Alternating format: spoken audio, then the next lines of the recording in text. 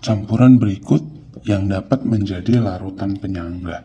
Jadi yang ditanya teman-teman, yang mana sih larutan penyangga gitu ya teman-teman. Oke, langsung aja. Solusinya adalah, jadi seperti ini teman-teman, larutan penyangga itu pembuatannya ada dua. Jadi kalau misalnya yang pertama itu harus ada asam lemah, ya teman-teman, harus ada asam lemah dengan basa konjugasinya atau garamnya gitu. Ada garamnya. Atau bisa di sini basa lemah dengan asam konjugasinya atau garamnya. Oke. Nah, kita cek dulu yang pertama, teman-teman. Asam lemah dengan garamnya, berarti dari option kita harus cari nih, yang mana yang lemah. NaOH, basa kuat, HCl, asam kuat. Berarti ini udah pasti salah, teman-teman.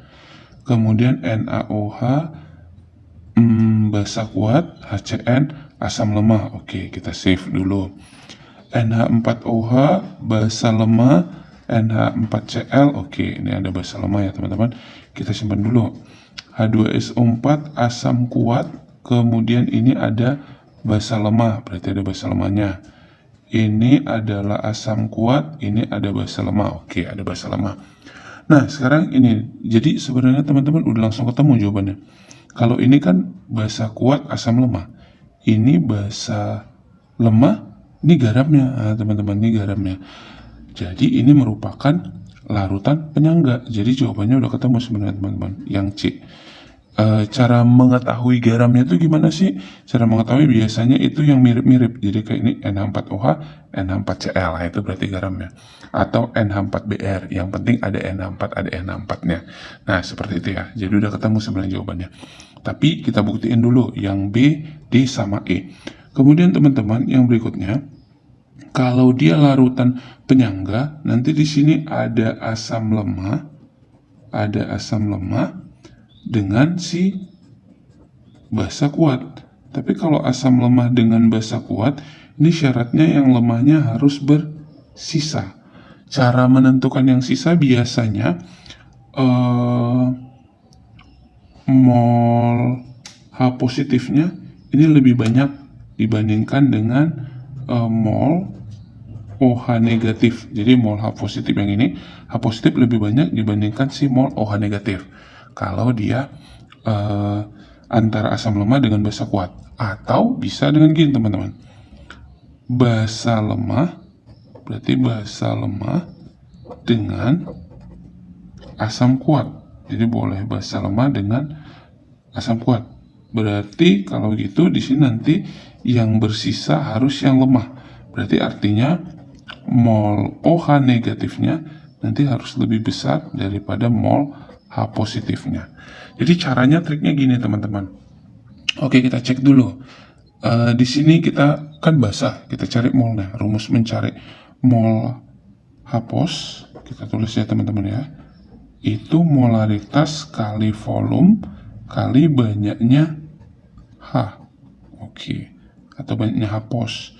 Berarti kalau cari mol OH min, berarti nanti gini aja, molaritas kali volume kali banyaknya OH min gitu ya teman-teman. Jadi kita cek dulu coba. Ini 100 kali 0,1 10 kali 1 OH-nya kan 1, berarti di sini 10 teman-teman. 100 kali 0,1 hanya di sini 1, berarti 10. Kalau gitu ini sama teman-teman. Berarti kalau dia sama tidak membentuk larutan buffer, tapi namanya hidrolisis. Jadi di sini larutannya hidrolisis. Oke, kita cek yang di sini. 100 kali 0,1 10, ini banyaknya H2, berarti kalau gitu jadinya 20 ya kan, 10 kali 2.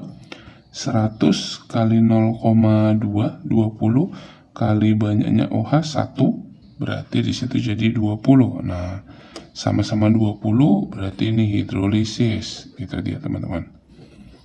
Nah, di sini 50 kali 0,2 ini adalah 10 kali 2 berarti 20.